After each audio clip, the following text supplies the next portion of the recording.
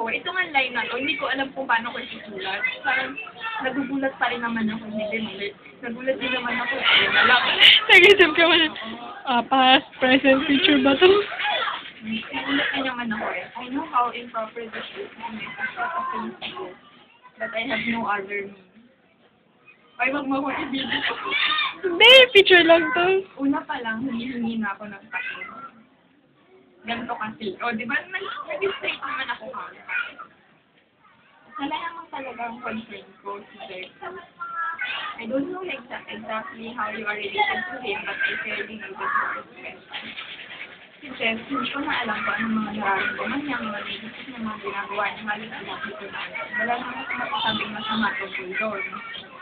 Kasi, if that would make him feel better, go ako doon.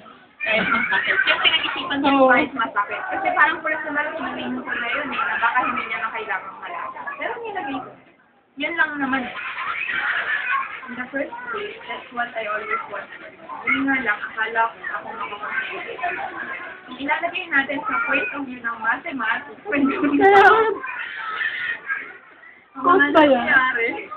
alam kong wala na ako sa equation. Or that's what I see. Pero tama naman, ba di ba? Diba tama naman? Oo. Hindi tama, alam mo kung anong tama. Yung nilagay mo or at least kasi hindi ka nag-a-assume lang. Oo. May, Nauna nga, yung context na pa rin naman. yun nga nilagay ko, or at least that's what I know, yun yung una. Tapos nang binasa ko yung paragraph, hindi natin alam kung mali, tama. So that's what I feel, objective. Subjective. Oo, ay subjective. Yan ang very first reason kung bakit ako nakaalangan na i-message ka. We don't even know each other personally. Yun nga, wala na akong sa equation, hindi na i-message ko siya, di ba? Parang, papansin. Alam mo, napaka-okay lang naman ito. Siguro, naiisip mo na pwede ko naman i-message na lang si Jeff instead na ikaw. Naisip ko rin yun, syempre. Pero ayun. Yun lang talaga yung part dito na hindi ko in-expect. Wala naman siguro siya doon. Di ba? Wala na sa picture. I never wanted to include your good relationship with Jeff in if Jeff wants you or any other woman. Nakakaon lang na ikaw yung nakikita ko and God assigned you for him. I would be happy to see you together. Kaya ako sinabi yun kasi mali mo, ikaw babae naman pala yung gusto niya. Saka diba, nagtan naman siya ng mga si Jeff na mga Ayun, na magkahuli yan. ang sa akin lang, I want him to hold the fragile heart he might be talking about. I'm not telling you that you are not the best. Actually, you might have more than the best. I'm talking about. Kasi, may kinig siya sa'yo, I'm sure. Kaya kita message. Let me clarify this. Mabolto I'm not telling anybody, especially you and him, na kayo na or whatever. Wala akong sinasabing ganun. Nakakalaga. Wala ako sa posisyon na sabihin niya at hindi rin naman ako ganun. Ang sa akin lang, kaya ikaw ang sinendan ko nito kasi siguro, I think, kayo ang close na yun in a way. Kahit mataba si Jeff, mahal ko kaya yun. Nilaki ko. Naiintindihan mo naman siguro yung nais kong iparating. Feeling ko kung may tao ngayon na nakakaalam, siya na. Si Maron na. Kung ano pa ba yung pwede sa inyong dalawa? Kasi hindi mo alam eh. Parang si Jeff, siguro hindi rin niya masabi or naniniwala na siya. Naiintindihan mo naman siguro yung nais kong iparating. Ito nga, hindi ko alam kung ka-plastikan to, pero wala na ako ibang matawag sa kanya. Oo. Don't hurt me. Alam namang, ayaw ko mag-first name basis ka agad. Ayan. Kung saan don't hurt him, or at least, don't let anybody hurt him. Kung naman siya yung direct tao, diba? He told me that I want this, kahit ito yung gusto, the Lord knows. So, I don't want that to happen to him. I am not negative about this, but still, I know that the Lord knows more than me. So, kasi baka sabihin niya kung na sinabi ko na, Lord, alam niya, kasi baka, iniisip niya na, nag-faith ko pa rin, na kahiwalay kami pa rin. Nilagay ko na hindi ako negative, hindi ko sasabihin ko ito. Ina-acknowledge ko lang na, hindi naman talaga natin ko alam. I my intentions are pure. I pray to God before I did it. And I ask the Holy Spirit to type the right words. Alam mo, hindi siya Christian.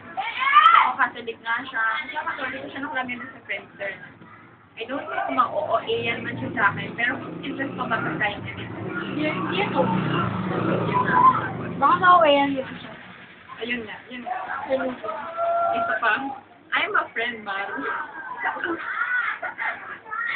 Ay, di ba? Ba't ang first name? Ang naiisip ko kasi dito, hindi naman ako nakikipag-away sa kanya. Kaya sinagay ko, I'm a friend. In any way, hindi ako nakikipag-away or nakikipag-competensya or kahit ano pa. I pray that I'm talking to a friend ko. Nga pala, ikaw na bahala kung ipapaalam mo ko kasi. Hindi ko alam kung naging reaction niya, pero I just followed. Napakahirap kaya nitong gawin para sa akin. Just knows that I don't talk too much at never akong worthy. Ang prayer ko ngayon ay ang Lord ang bigay sa akin lahat ng tamang reaksyon at emosyon tungkol sa mga bagay na siya rin naman ang meron. Thank you. Always here. Always here for Jeff. Hindi, dapat kasi, ang lalagay ko lang dito, thank you, Dana. Kasi isip ko naman, hindi naman yan talaga yung gusto ko sabihin. Lagay ko naman, thank you, always, Dana. Always, para sa kanya, hindi talaga eh. Hindi ko, always here for Jeff, Dana. Eh, hindi naman ng letter ko, di ba? Consent ko lang naman talaga. So, ayun, naisip ko nga na, parang binibiling ko na ba si Jeff? Yan, sure. Pero, hindi, parang, alam mo kasi magulo, ano yun, hindi nga, kasi, ni Jeff, yung, hindi niya nga, hindi na lang, Jeff, hindi na lang, parang, Ayun nga, hindi na lang. So, kung ayaw niya, wala. Ano yan? ayaw niya, ikaw na lang ang gumawa, ayaw niya. Kaya nga. So, alam mo kung ba't hindi ko minessage ko siya? Ano sa lahat, ayaw ko nalaman niya kung agad na binlock ko na siya. Kasi kapag minessage ko siya sa Facebook or sa Facebook, may kita niya doon kagad eh. Dahil nga may mukha ko, hindi madala may magbasa at yung message ko, kasi hindi niya na ako magagano. May kita niya kagad na na-block ko siya. Pangalawa, hindi ko alam kung anong sasabihin. Naintindihan mo ba ako? Marami kasi sabi sa kanya, Hindi ko na alam sasabihin. hindi niya naman sinasabi. Kaya nga, di ba? What's the point? Oo, that's it. Hindi ko na kailangan i-explain sa kanya. Ano rin mo sabi, sinabi mo sa mga kasi, walang niya ka, mga idol. Pero wala akong plan na gawin. Anong problema niya dito? Ba't siya naman? Hindi pa niya yata nababasa.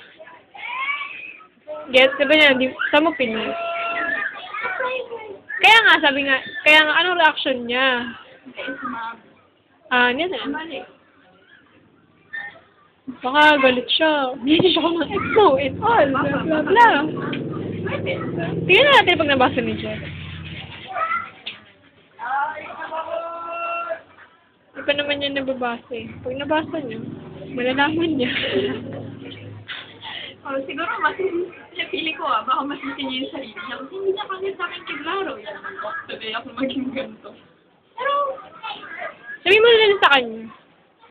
Parang pag nagtanong, sabi mo sa kanya. Kasi nabes na kitang tinanong. O hindi lang naman eh, lagi mo sinasabi. Holy Spirit. Tapos magkapasend ka ng pictures. Nakaka-confuse talaga, di ba? Sabi mo talaga na nakaka-confuse ka sa mga sagot niya na ayaw niyang, hindi, Chef, hindi. Ano ba yung hindi?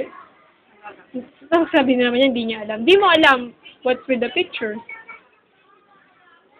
Hindi niya alam. Yeah. What's with the with your tone and all. lagi kang galit sa akin. Tapos, What's with your answers, diba? are you safe? Are you safe? Har. Kaya, alam mo, sinend ko rin ko sa akin. Sinend ko rin sa'yo.